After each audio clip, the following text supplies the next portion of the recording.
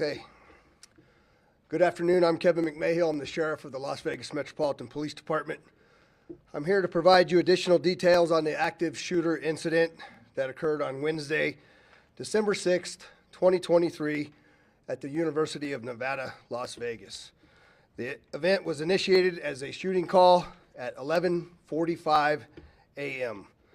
The incident occurred in the 4500 block of South Maryland Parkway within the UNLV campus at Beam Hall. You can see the map to my left. Our suspect is identified as 67-year-old Anthony James Polito, P-O-L-I-T-O. He lived in Henderson, Nevada. He had a previous criminal history of computer trespass out of Virginia in 1992. You can see his photo to my left. Polito was armed with a Taurus 9mm handgun. He had brought 11 magazines to the scene with him. 9 loaded magazines were found on his person after the shooting, and you can see in the photo to the left, one of the magazine carriers that was fixed to his body. I'll talk about that here in a little bit. The gun was purchased legally in 2022, and at this point in the investigation, we do not know how many rounds he has fired. The names of the involved University of Nevada, Las Vegas officers will be released by their agency within the next 48 hours. I'm told that that will occur tomorrow. The deceased victims are identified as follows. The first victim, Patricia Navarro Velez, lived in Las Vegas and was a 39-year-old female. Navarro Velez was the assistant professor in accounting who worked in the Beam building on the 4th floor. Che Jung, or Jerry Chang, was a 64-year-old male. He lived in Henderson, and he was a professor of business who worked in the Beam building on the 3rd floor. The third victim in this case, we will not be identifying because the Clark County Coroner's Office has not yet been able to notify the next of kin. And so out of respect for the family, we will wait to identify the third victim until the family is notified. The fourth victim is a shooting victim who's a 38-year-old male. He is currently at Sunrise Hospital, and his condition has been downgraded to, again, a life-threatening position. He was a visiting professor. At this time, it is unknown how long it took for the suspect to find the first victim in the building. All of the deceased victims were located inside of the building and are all faculty members at the university. The following is the sequence of events as we know them right now. On the 6th at 11:45, a citizen called LVMPD Communication to report shots being fired on the UNLV campus in the 4500 block of South Maryland Parkway. During several subsequent 911 calls, the location of the active shooter was determined to be at the Frank and Estella Beam Hall, which is right next to the Student Union. There's a map here on the screen next to me. Immediately, we implemented a valley-wide, multi-jurisdictional agency counterterrorism action capability, or otherwise referred to as MACTAC response, which headed immediately to the UNLV campus. That's all police jurisdictions, fire and EMS begin to head immediately towards the scene of the incident. Our investigation revealed that the suspect arrived on the campus at about 11:28 a.m. in a 2007 Lexus. We were able to track his vehicle to a parking lot south of the Beam Hall at around 11:30 a.m. Our suspect had exited his vehicle and went to the passenger side of the vehicle, where he appears to begin to put objects onto his waistband. We now know that he then walked north towards the Beam Hall and at one point pauses briefly, turns around, and returns back towards the south parking lot before entering the building on the southeast corner at approximately 11:33 a.m. We now know that at 11:45 approximately, the shots were first reported to dispatch. Shortly thereafter, officers from both UNLV and LVMPD arrived and heard shooting coming from inside the Beam Hall and went in immediately, and I stress without hesitation, to neutralize the threat. The suspect exited the building at around 11:55 and was confronted by UNLV plainclothes police officers, and a gunfight ensued. The suspect was struck multiple times and collapsed to the ground. Officers quickly formed an arrest team and took him into custody. He was deceased at the scene. We're now going to play a video of this shooting scene. And before we do this, I just want to set it up for you very quickly. You will see the suspect come down from over here. There's an officer that believes he's potentially a professor. And there's another officer off screen that you won't be able to see here. We'll talk about him in here just a couple of minutes. Go ahead, Carlos.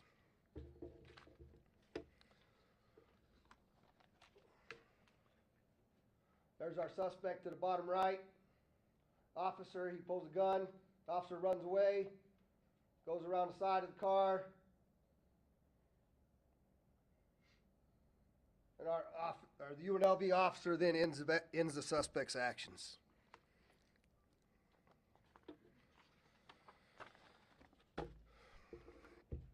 Officers then assembled action teams and began a systematic search for additional suspects and victims. Those teams went through multiple buildings and multiple floors. Many times we had to force entry into rooms where students and faculty were sheltering in place. Officers had to escort each one of those rooms of faculty and students to safety.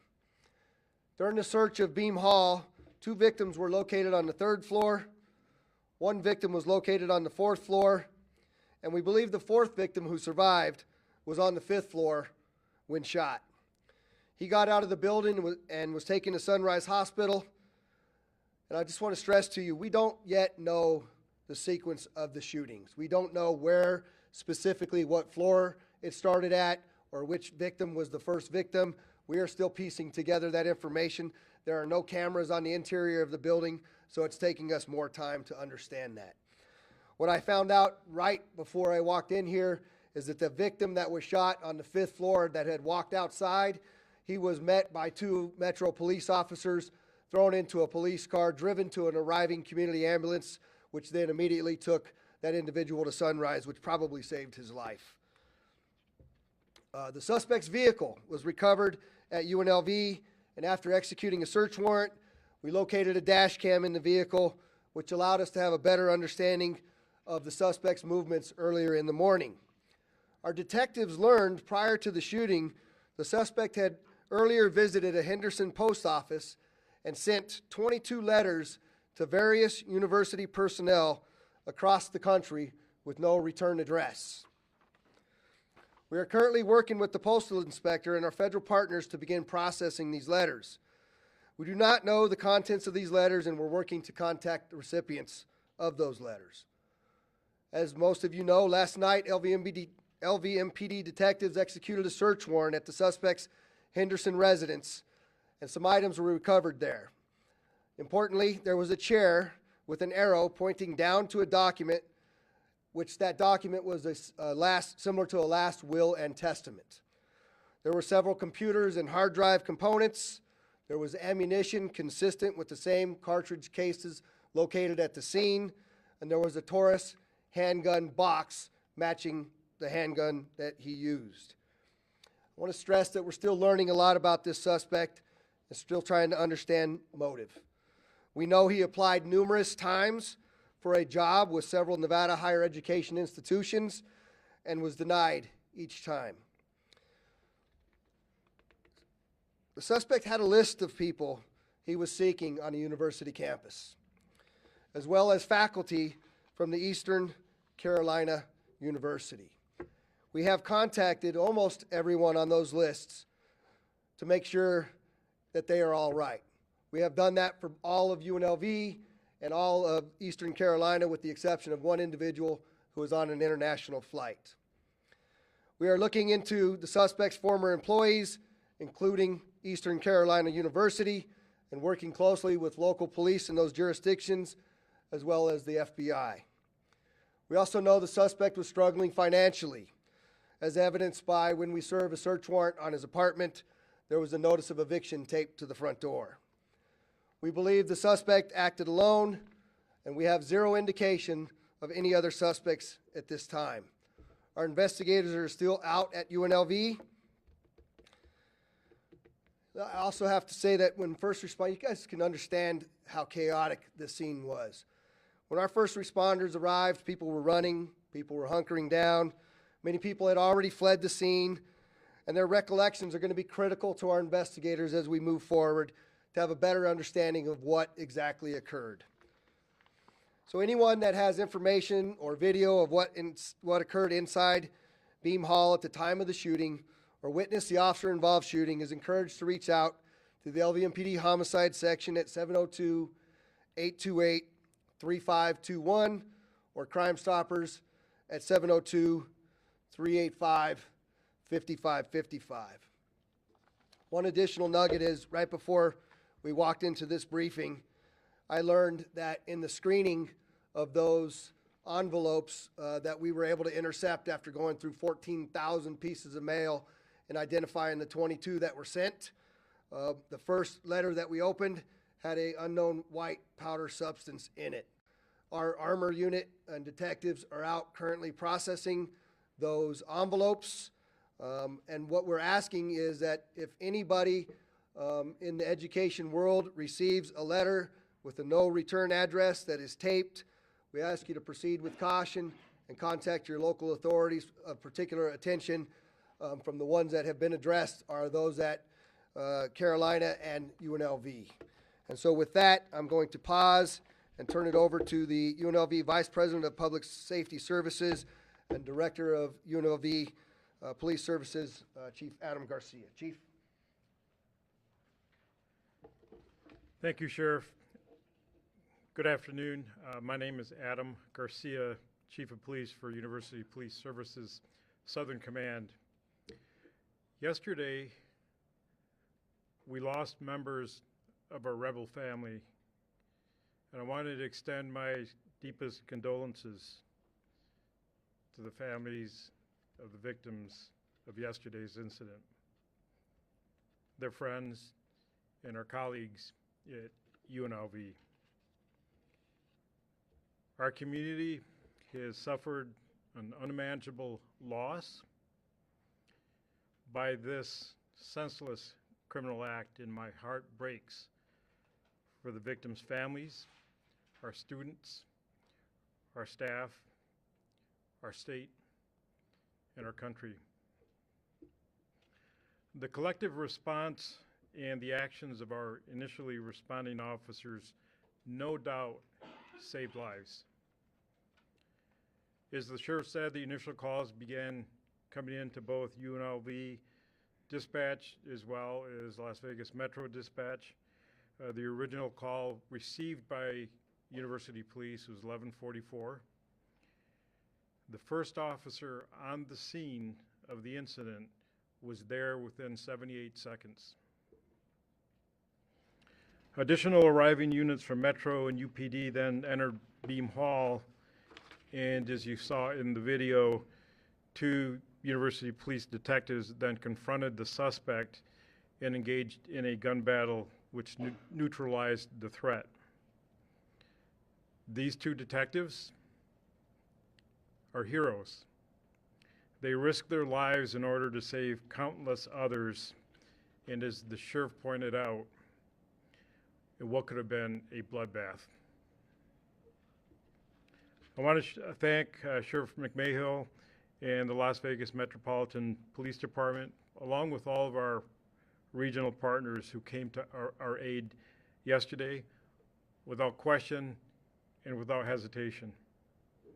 Henderson PD, Clark County School District, Boulder City, North Las Vegas, Clark County Fire, and all of our emergency medical professionals, as well as our federal partners, the FBI, Marshal Service, ATF, and DEA. We as a law enforcement community stand together, not only yesterday, but today, and always in working together to create a safer future for our UNLV and Nevada System of Higher Education students and family. While we navigate this difficult period, we will unite, we will support one another, and we will honor the memory of those who we lost. And by doing so, we will create that rebel strong spirit that is UNLV. With that, I'm going to turn it over to UNLV's president, Dr. Keith Whitfield.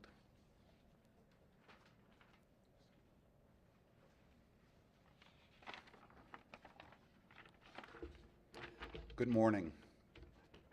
I want to first start by saying thank you just does not seem like it's enough for the police officers that rather than running like a normal person would, running away from danger, they ran to danger, and that they made our university safe and clearly stopped a larger tragedy from happening.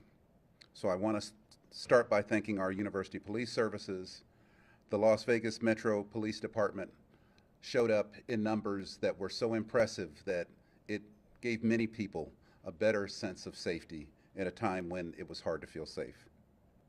I also want to thank the Clark County Fire Department and the other first responders who selflessly and decisively moved in and made sure that our campus could try to return to trying to be safe again. Safety is first and foremost one of the priorities for our university. And so incidents like these actually rock us to the bone in thinking about how we can make sure that we have an educational opportunity for our students that is free from violence. This is a day that we're not going to forget. It's a day that's marked in our history from now on. But as we go forward, we have to think about the people who have experienced this, both firsthand and I think even secondary. And we want to make sure that people feel that it's okay not to be okay. That we have provided and made sure that we have services in terms of mental health services and counseling. The Resiliency Center was set up after October 1, and it's another resource that we're coordinating with to make sure that anyone who actually needs help can get help. I have been absolutely overwhelmed by this city. I'm still relatively new. Sometimes it doesn't feel like that, but in my 4th year, I've always felt connected to this place, but I think now I have a really good reason why. It's because of the incredible support that has been offered to myself and to our university in terms of people, agencies, everything, our hospitality industry, all reaching out to see if they could find out ways to be able to help us at this time. I want to thank all of you all. I want to be able to thank our federal delegates, our Nevada commissioners, senators, assembly people. They've all reached out to try to figure out if there's any way that they can extend a helping hand. I think the helping hand comes in the form of being able to make sure that we stay together as a community. These kinds of incidents are things that can disrupt, erase, and erode the feeling of community. At UNLV, we are a community, but we're a community of Las Vegas and of Southern Nevada and of the state. And so your support is greatly appreciated and very much so needed. Lastly, I will say that moving on in the future, we are working on future plans for the university, thinking about how we will be conducting both final exams, which start next week, and how we can best do those to be able to accommodate people and where they may be and how they may feel. We're also thinking about commencement and other activities that the university is going to be doing. We'll be sharing that information in the coming days and trying to keep people as well informed as possible. With that, thank you very much, and Las Vegas, thank you. UNLV really thanks you. Thank you. And let me introduce, if I could, next up is Commissioner Jim Gibson. Thank you, President. Thank you. And Mr. President, you need to know that this community becomes stronger every time we're challenged. It's terrible that sometimes it takes challenges, even these kinds of challenges, but we are there for you, we're there for your students, we're there for your faculty, and for their families that many of us have been hearing from as they all were hoping for as much information as they could get. We want to thank your police department, Chief, and your police department, Sheriff, because it is, after all, a fact that the bravery and the response, the timely response, was critical to keeping the loss of life and injury at a minimum. And our hearts go out to the victims of the tragedy and their families. The names of 2 of the victims have been released. I think one of the things, at least so far, from what you have heard and I have heard, students were not the targets here. And I think it's especially important to this community and to the UNLV family to make note of that fact, that our kids were not at risk, as terrible as the events are. We want to also make you aware that the Resiliency Center that was stood up after 1 October has been learning the lessons of trauma type counseling. It is referred to as trauma-informed counseling from the very day that the Resiliency Center was established.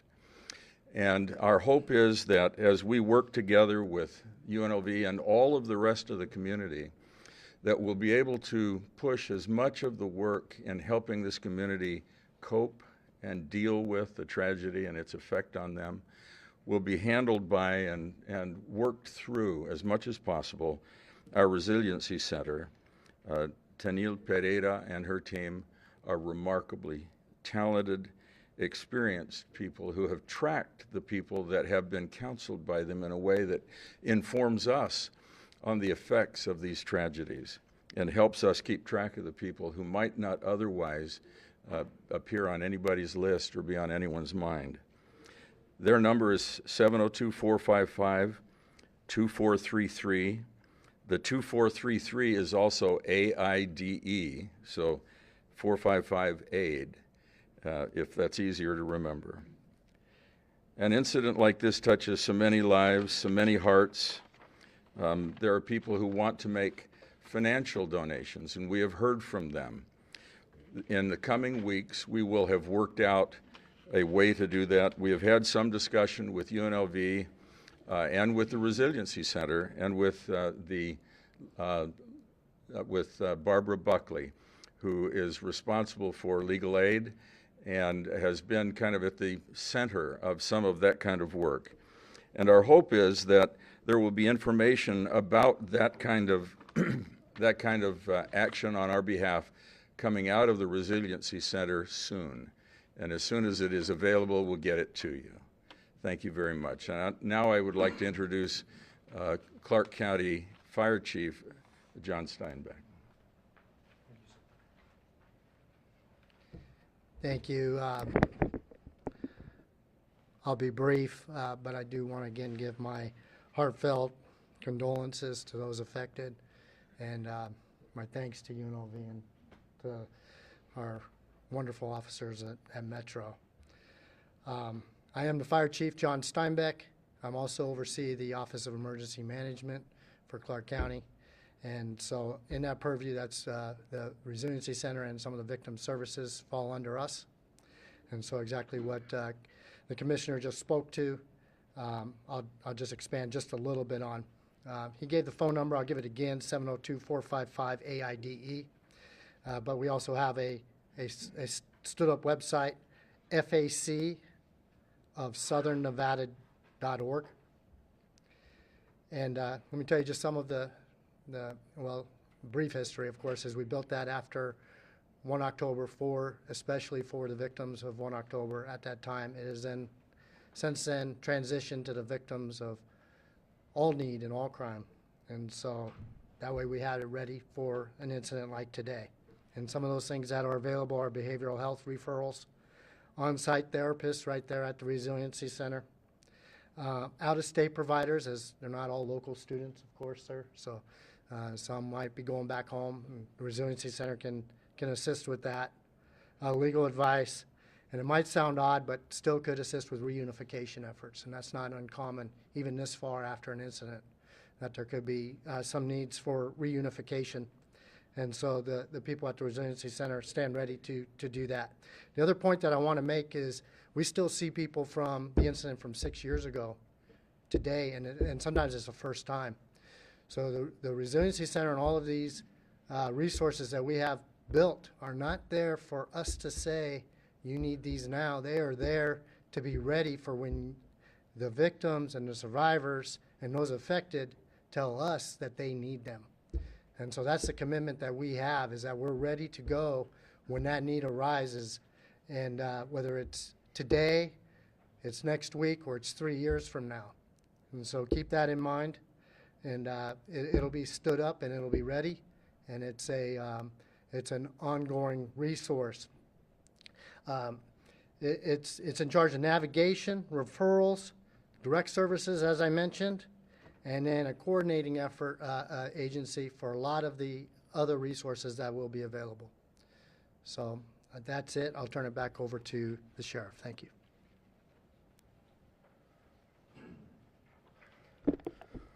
All right, I'll be happy to take some questions. If you would, please just say who you are, where you're from. So, Yeah, I'm with Giselle Lamar. I'm with NBC. Could you specify which lessons were learned during October 1st that you applied to this situation?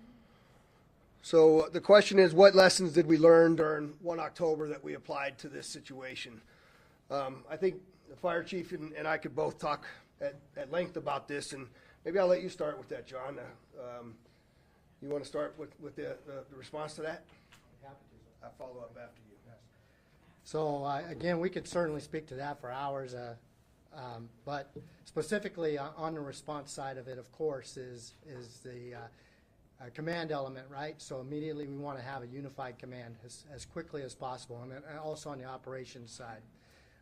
We want to get our rescue task forces engaged as quickly as possible. National average is something like 45 minutes most of the time.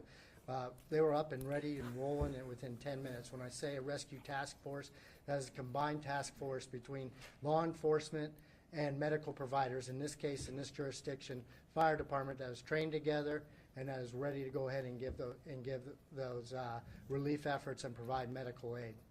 And so those are immediate on the operations side from the fire department side of it. On the recovery side of it, of course, is everything that we've already started to talk about and to build. Before, we did not have ready to go plans that were in place for victim services, right? No community really does. Myself, the sheriff, others back here, we've gone across the nation now since that incident 6 years ago that teaching this, that you have to have these resources in play. Well, now we had them in play. They were ready to go, and they're ready to go ongoing. Last time we were building them as we were going ahead and responding. We also learned that recovery starts long before the incident begins, and then certainly during the incident. So while we had the responders there trying to neutralize the subject, trying to take care of those that were injured, and to do everything else that's appropriate during the response side, there's others that are back that are working on the recovery side. And so all of that is an extreme logistic issue.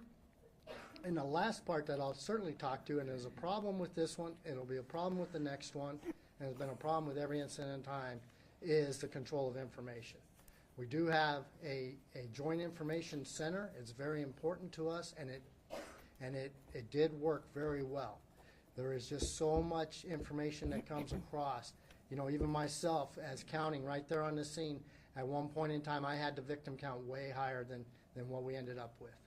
And so I'm really grateful that the initial information was wrong, grateful beyond words, but you have to know that that's coming through. Well, at the same time, we got information coming from, you know, everybody with a phone, everybody with that's there on scene, everybody that's out there that's just, you know, using conjecture as to what's happening and also posting that. But we have a joint information center that's in place with the emergency agencies represented.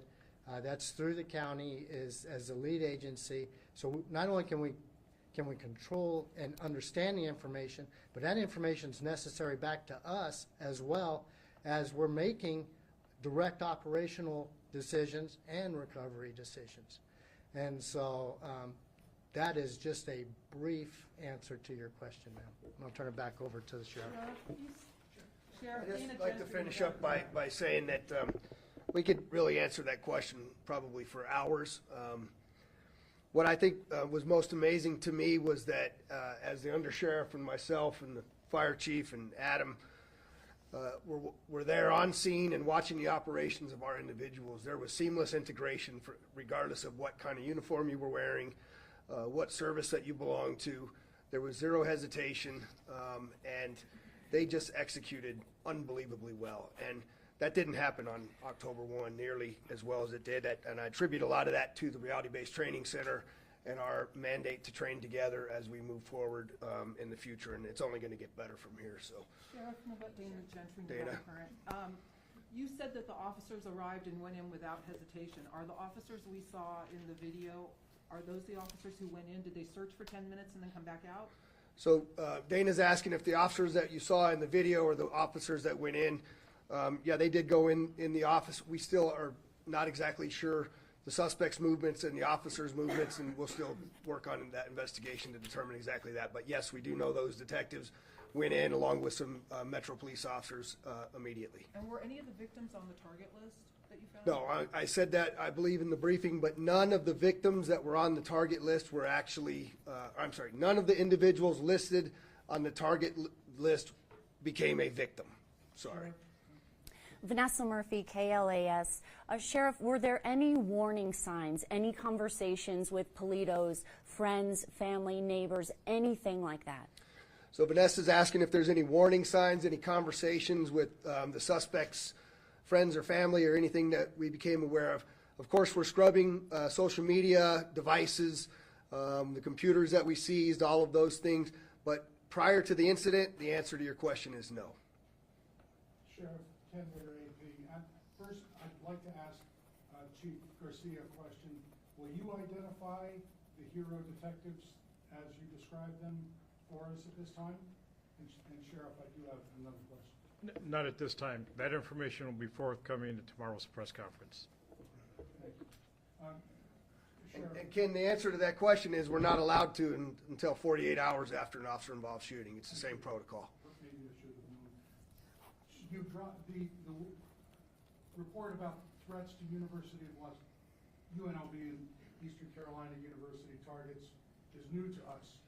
Would you go over that again for us, please? How many names were on those lists? And has everybody been contacted? Thank you. So Ken's asking if I can give you the name or the number of names that were on the list. There were names from both UNLV faculty as well as Eastern Carolina faculty. I don't remember the number right off the top of my head. I can provide that to you subsequent. However, all of the UNLV faculty members have been notified, and all but one of the Carolina faculty members have been notified, and that individual has not been contacted because they're on an overseas flight. And I meant to ask also, have the 22, you described 22 letters went out, have all of those people been identified and contacted? Yes. Ken asked if we've notified and contacted all of the individuals that, of the 22 letters that we've become aware of. I believe they've all been contacted. Sir? Garcia with KTMB, is there an increase in security measures on UNLV campus moving forward? Are you guys planning to have more surveillance there as well? So I'll let the chief from there answer, but I would like to, the question was, is there an increase on the University of Nevada, Las Vegas campus? I just want to give kudos to UNLV. While I was there in the immediate aftermath of this event, the notification system that was continually going out and being provided to the students and faculty, I thought was just exceptional. And I haven't had a chance to tell you that myself, but just really, really well done. But if you want to answer that. we are currently in the process of looking at the fundamental platforms that we are using to notify our campuses in the event of an emergency. We are currently looking at the number of folks who we have assigned to each campus. As of today, we have well more than a dozen Metro officers, as well as another large number contingent of university police officers who are assigned to UNLV campus. We are also leaning on our local partners, in particular the Clark County School District in Henderson and North Las Vegas, to help provide some security measures to the CSN campuses in Nevada State and DRI. Once we have gotten past this event, the intent is that we will bring a group on board who will assist us in looking at this event. What did we do right? What needs improvement? And then we'll be able to answer the question as to what can we do to improve safety on campus. Of course. Hi, Janelle Calderon with the Nevada Independent. This is a question for President Whitfield. What do you think of students petitioning for UNLV to become a closed campus? So the question's for President Whitfield, and the question is, what do you think about students petitioning for UNLV to be a closed campus? Yes, thank you. UNLV is an urban research campus. And as you look across the country, there are some where they have quote-unquote closed the campus, and others they have not. We're going to be taking a look at that and seeing, because what I hear from fellow presidents is that they don't feel that closing the campus actually ends up becoming a deterrent. When there's an evildoer that wants to get in, and if you have any kind of access to the campus, which we're Las Vegas's university, we have to make sure that we have access for you all to come and go, and to be able to take the enrichment things that come from our fine arts, from the STEM programs for summer, all of those sorts of things. And so, as the chief mentioned, we're going to be taking a look at this incident and seeing if there's other things that we can do. I'll just say that my inclination is not to close the campus, but to see if there's other things that we can do to be able to make sure that we have other safety features in mind. One of the things that I've seen at other urban campuses, and that we do have some now, but I'm sure the chief would not turn down my offer to see if we can put more cameras on campus. And again, we're going to be looking at other kinds of protocols and things. I hate to say a horrible incident like October 1 helped, but it did actually help us think a little bit more about safety. It was amazing to see how our faculty and students actually understood how to basically hide and to be safe. They did that across campus. I think between Metro and our police officers and the fire department went across a 332-acre campus, and it ended up going through all of them, and they found people in places like that. They found me, actually, in places like that. And so there's other things that we can do. That step of trying to close the campus, I think we just have to be cautious to make sure that it doesn't ultimately hurt what our ultimate purpose is, which is to provide a great education and great opportunities for the citizens. Thank you. No, right here. Sheriff Joe Beadle with Fox 5. Do you know if the gunman had any other plans of violence had he made it out of UNLV? So Joe asked if I know whether the gunman had other plans of violence if he made it out of UNLV. I guess I'd start by saying I'm glad he didn't get out of UNLV. But I would answer that by saying 150 plus additional rounds of ammunition, nine additional magazines strapped. I believe that he was probably heading towards that student union, right? That student union was full of kids that were out there having a barbecue and playing Legos. And so I believe we averted a much larger tragedy by the actions of that heroic police officer. I'm going to end by saying this. There's still a lot more information. Clearly, I provided a lot of information that you did not have today. I know that you have an appetite for this information. We also have a responsibility to not release the information until it's been vetted, just like I did not release the name of the third victim. I will give you the information as quickly as I can responsibly. I promise that to you. There are a number of other aspects of this investigation that we must continue to move forward. But also, I want to remind you that tomorrow we're going to mourn one of the troopers who lost his life out of the 2 last week. We also have a presidential visit. And so I'll be balancing that opportunity for our first responders to properly honor those that lost their lives, as well as providing you that information. So it may come in a different form than a press conference, but you have my word, we will get that information. And so I appreciate you as the members of the media.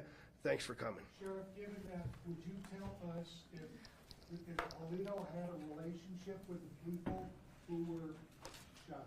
President Whitfield, can I ask you a question real quick?